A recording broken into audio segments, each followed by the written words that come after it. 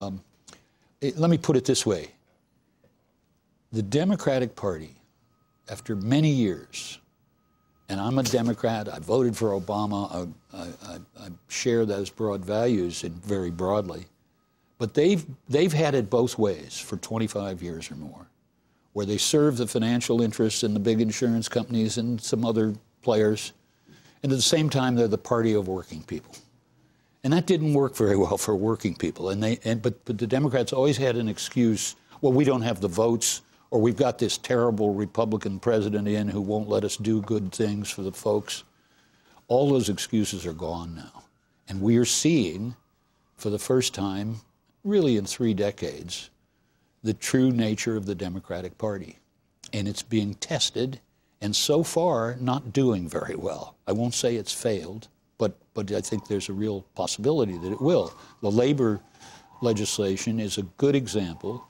It's actually, I've been around the issues of labor organizing and unions and what was happening to them over the last 3 decades. They were getting hammered by economic forces, by companies that broke every law in the land to keep them from organizing, firing the organizers, firing the workers who signed up. They really play vicious, hardball labor suppression and got away with it. The government never stepped in and stopped it. So now labor wants a fairly modest bill, actually, to reform the processes of people organizing their own representatives. Sounds like democracy, doesn't it? And the same forces are burying the politicians in propaganda and trying to convince the public this is a bad idea. And we're seeing the Democratic Party, which now has virtually 60 votes in the Senate and a strong majority in the House, sort of saying, well, we don't know if we can do this year. I think I'm going to speak to the steelworkers in Pittsburgh tomorrow. And I've told other labor groups this. This is also the time for labor to stand up. And it has to get much more explicit and dry-eyed with the Democratic Party and saying, we've been there for you year after year with our votes, with our money, with our hearts and minds. If you're not going to deliver now, when are you going to deliver? I'd like to shift gears for a second. In your book, your new book, Come Home, America, you have a section on the American military where you say the American military is possibly the greatest threat to the peace and security of the American people. Yeah. What do you mean by that? Well, that's a pretty heavy accusation, and I didn't come there to just be provocative. I looked around the world and describe in a couple of chapters our quote, national defense strategy, which is really a strategy of offense. It's deploying forces, weaponry, secret agents called Green Berets and others, as far forward as we can get them, surrounding other countries that we deem to be hostile, starting with China, Russia, and a bunch of others, and then intruding in countries with the special forces and other means to first try to bump off people whom we again regard, we've decided they're dangerous jihadists or whatever they're called.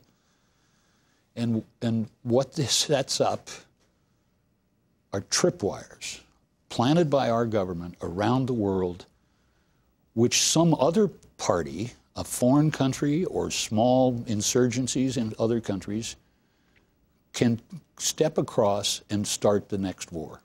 So the question I ask is, where's the next war? And that's what I mean by the greatest threat. And that's before I've gotten to nuclear deployments, which have a similar effect. I know this is deeply offensive to most Americans. They either don't know the facts of the situation, or they cannot believe that their own government is actually risking war by the way it's running our so-called national defense. And I can't say I would have said this 20 years ago, but now the Cold War's gone. All of the old reasons for why we're doing these deployments evaporated 15 years ago, and yet they're still advancing. I want to add that I think President Obama is is opening the door a little bit with his rhetorical positions. He wants to move out of some of that stuff. Unfortunately, if you look at the reality, he's not exactly withdrawing. In Afghanistan, we know the opposite is occurring. In Pakistan, I will mention also Africa. The Bush administration founded an AFRICOM, which is an African command. What is that for? It's to run U.S. military operations, both public and clandestine, in Africa. What's that about? Well, it's allegedly about finding Muslims who are dangerous and taking them out, but it's also about oil, because the focus is always seems to turn up in countries that have a lot of oil, or at least potential. And here's the contest. China is in Africa as well for making oil contracts and so forth and so on.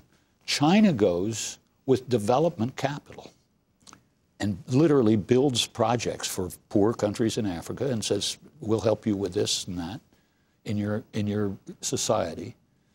So it is literally the case, as I say in the book, China sends capital, the United States sends Green Berets. We just have 30 seconds, but the piece in the Times today about Senator Schumer introducing a middle ground on health care, quote unquote, a government-run insurance program to comply with all the rules and standards that apply to private insurance. Today, the Senate Finance Committee will start to look at ways to expand health coverage. Yeah.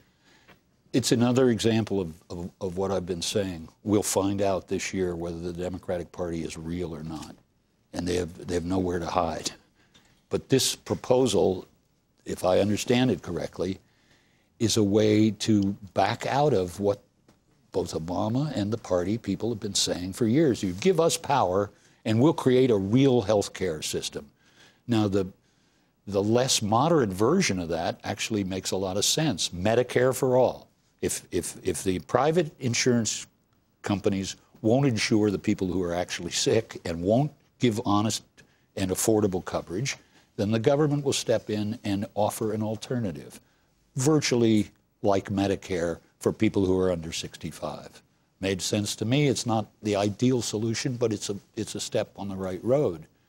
Now this Schumer plan says, well, it's not going to be like Medicare, actually. We're going to enshrine it in rules and regulations and pin it down in different ways so that it'll be sort of just like your private insurance plans. What's the point of doing that? I mean, if you're not going to create a public plan which has real virtues and competitive advantages that people can go to when they're getting screwed by the private insurance holders, issuers, we don't need it. You've got to. You see what I'm getting at? This will be fought over small print and large print, and I think the roll calls will unfold in the next 6 months as they develop. I haven't given up on the Democrats. I'm just saying, and I'm always hopeful, but the early signs are getting ominous that these guys think they can fog it past the public again. I think they're mistaken about that. William Greider, we want to thank you for being with us. His new book is called Come Home, America: The Rise and Fall and Redeeming Promise of Our Country. This is Democracy Now!, democracynow.org. We'll be back in a minute.